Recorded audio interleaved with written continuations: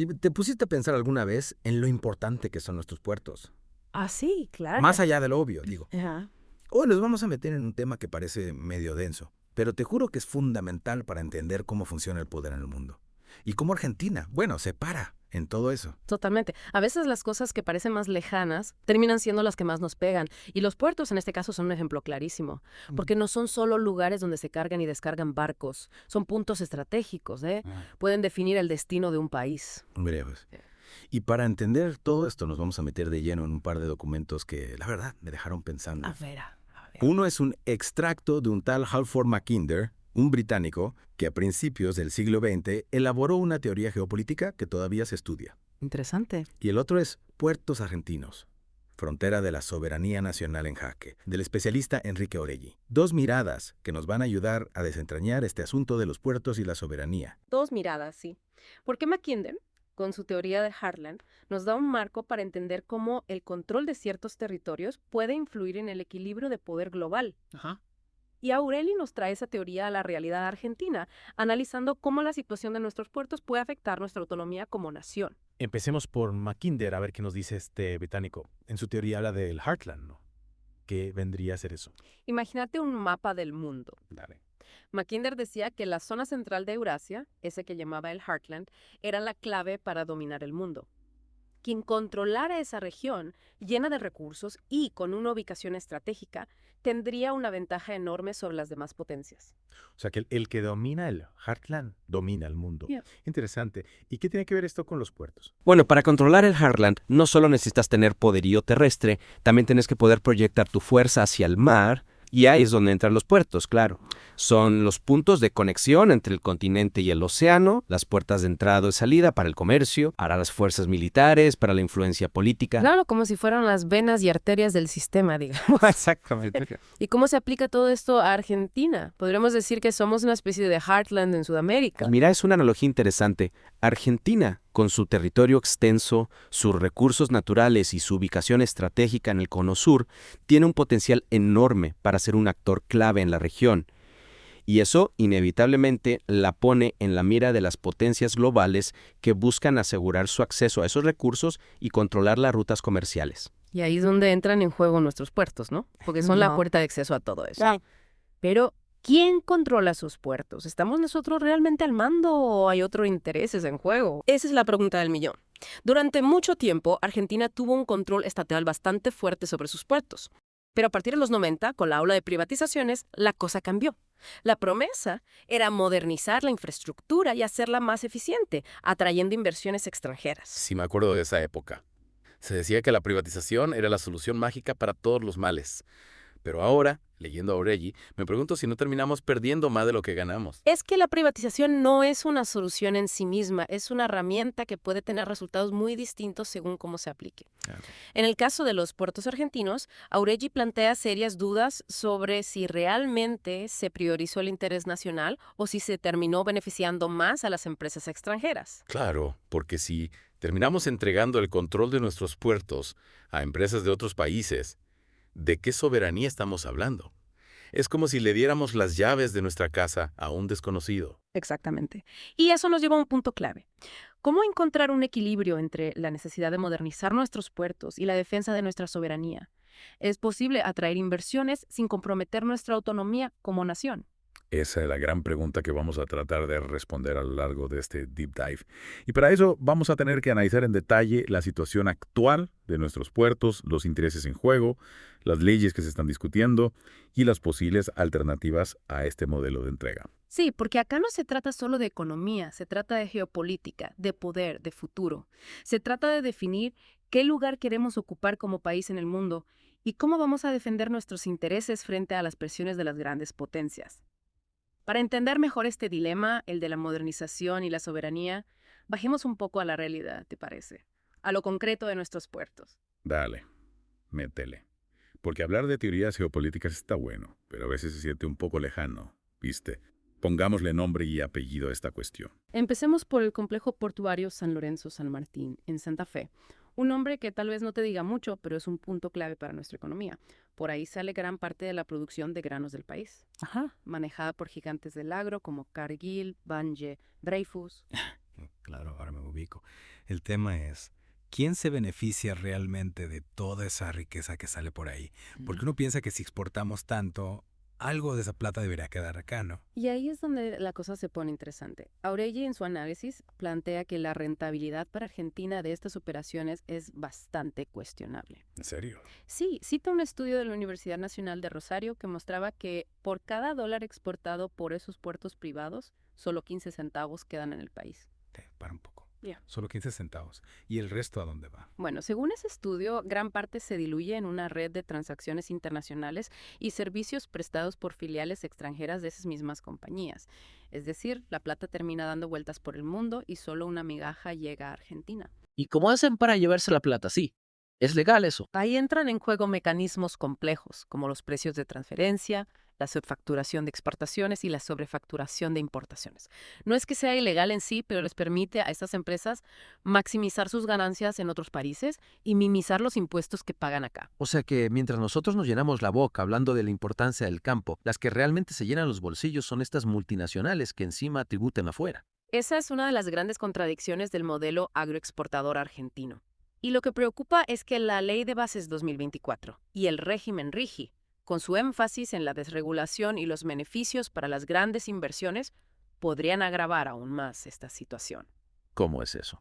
¿Podrías explicarme un poco más sobre esa ley y por qué genera tanta polémica? Básicamente, la Ley de Bases 2024 busca atraer inversiones extranjeras a través de una serie de medidas que flexibilizan las regulaciones y reducen la carga impositiva para las grandes empresas. El problema es que muchos temen que esto termine beneficiando más a las multinacionales que al propio país. O sea, que en nombre de la modernización podríamos terminar cediendo aún más control sobre nuestros recursos y nuestra economía. Es un riesgo real. Y esto se ve claramente en el caso del Puerto de Buenos Aires, donde el gobierno está negociando un acuerdo con DP World, una empresa emiratí, para modernización y operación del puerto. Sí, ese caso me genera muchas dudas. Por un lado, está claro que el puerto necesita una renovación urgente. Pero por otro, ¿a qué costo? ¿Vale la pena entregar el control de un punto estratégico como ese a una empresa extranjera? Esa es la pregunta del millón. DP World propone una inversión millonaria, pero a cambio pide una concesión a largo plazo, con una garantía de rentabilidad que podría ser muy onerosa para el Estado argentino. O sea que podríamos terminar pagando mucho más de lo que recibimos en inversión. Y además, estaríamos cediendo el control de un puerto clave para nuestra economía y nuestra soberanía. Exactamente.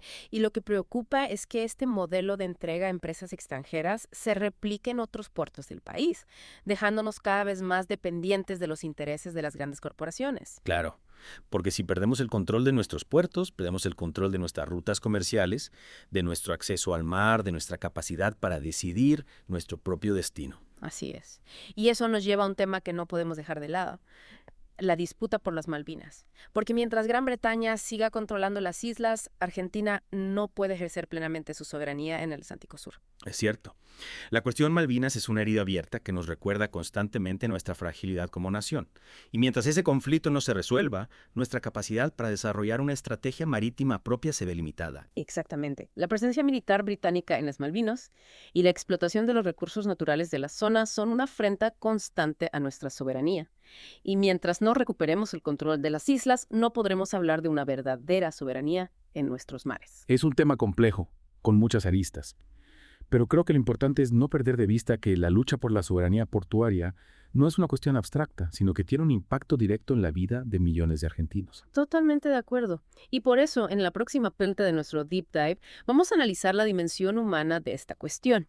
Vamos a hablar de los trabajadores portuarios, de las comunidades que dependen de la actividad portuaria y de cómo las decisiones que se toman en los despachos de Buenos Aires afectan sus vidas. Me parece fundamental.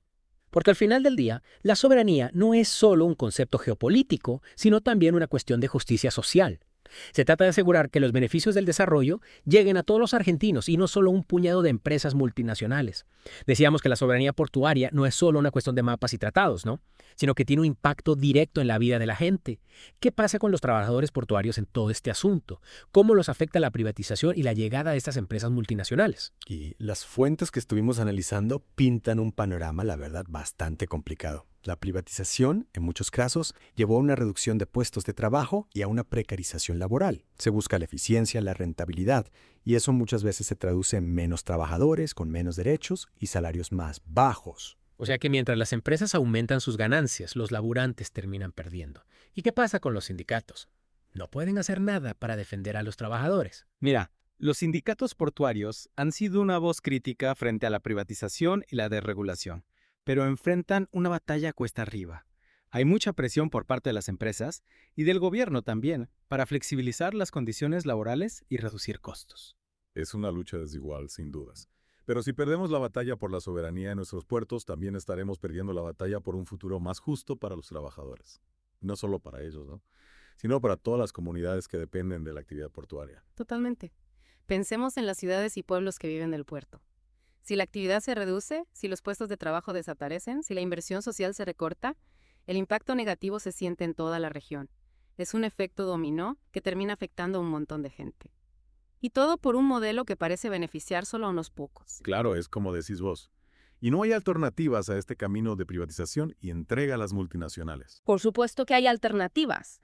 Hay expertos que proponen modelos de gestión mixta, donde el Estado mantenga un rol más activo en la administración de los puertos, limitando las concesiones a empresas extranjeras y promoviendo la participación de empresas nacionales. Sí, me acuerdo que hablamos de eso en la primera parte. Modelos donde se priorice la soberanía nacional, el desarrollo sostenible y el bienestar de los trabajadores. Exactamente. Hay ejemplos en otros países de puertos que funcionan bajo un esquema mixto, donde el Estado y el sector privado colaboran para lograr una gestión eficiente y al mismo tiempo proteger los intereses nacionales.